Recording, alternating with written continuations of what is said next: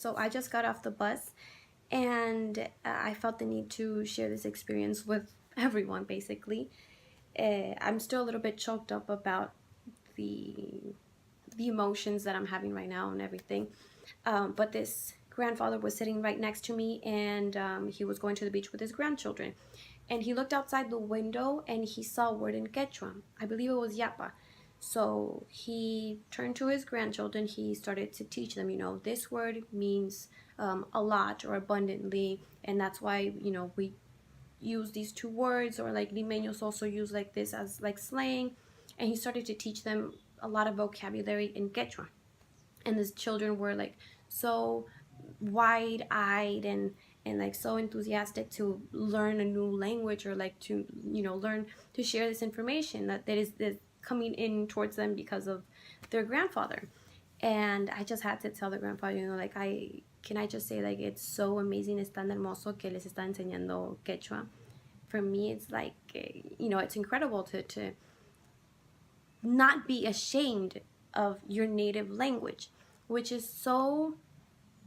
See, I'm getting emotional. A lot of people are gonna say, like, why are you getting emotional? Like, I don't know Quechua. Like, yeah, I know I don't know Quechua. Like my grandma, I don't know if her parents never taught her. I don't know, like, if why it was lost, but it was like so many emotions come in because like so many of our nature, so much of our culture has been lost. So much of our language has been lost. And I decided to congratulate this grandfather for teaching his grandchildren Quechua. And he was telling me, he said, thank you. Like, a lot of people don't appreciate that. A lot of people here in Lima, they are, they reject that language. They tell me, para qué les enseñas quechua? They're not going to even want to learn. They're not even going to be, considered as, real Peruvians or like limeños or whatever. And he's like, no, I'm still going to, like, quechua is an important language, and I'm going to teach my grandchildren the words that I know and everything that I know to help them, and I'm not gonna cry. Again, it's why am I emotional? Because it's really, it's so beautiful to be so proud of your cultures, to be so proud of your language, of your native language, of your native name. So many people here in Lima, in Peru, and in a lot of cultures and countries I can't even speak, are very ashamed of their last name. If you're not like a Martinez or a Sanchez, which is like they're very common Latino names, but they're not like indigenous. We all know this. Like, we're a lot of Sanchez and Martinez and Rodriguez and whatever because they're from the colonizers. It's from years ago, so it's from the Spaniards. They colonized us.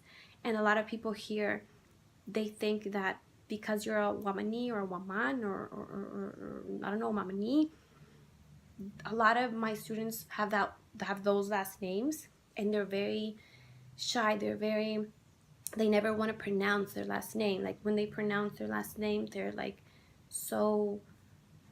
they feel so inferior. They feel so embarrassed of their last name being so Peruvian or so native. And I believe it's such a terrible idea, such a terrible thought to go through your head, to say if something is native, if something is from my culture, I'm going to be ashamed of it. Why is something that is foreign so appreciative, so amazing, and so glamorous,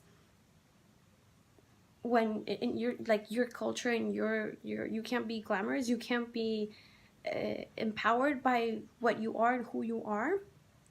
It's just, and of course, I'm not saying, like, if you're like, I have a Spanish and an Italian last name. Of course, I'm not saying like, oh, I reject them. Of course not. Like, I feel empowered. I feel me.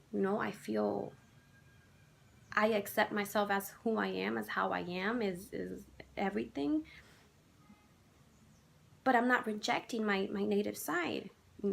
I look at my grandma and I know I'm native. I look at her last name and I know I'm native. And it's such a terrible, again, it's such a terrible idea, such a terrible feeling to feel, emotion to feel so rejected by society. by the same culture that you are living in, and they reject their own culture. Like for me, it's like mind-blowing. So I talked to the grandpa, and I congratulated him, and then we started talking and about, the culture, and Quechua is so important, and a lot of children should know, a lot of people should know this language because it is our native language. In the Philippines, a lot of people do recognize, a lot of people know Tagalog, and I don't, like, I visited the Philippines, I have never seen them feel ashamed. Probably there are some people, I don't know the whole world, but I felt that that was what Peru also needed. Peru needs to have an official language, which is their native language as well. Unfortunately, we lost that. So, but there's no need to feel ashamed about it, and that's pretty much it right now. It's something that I wanted to share. I wanted to share that experience.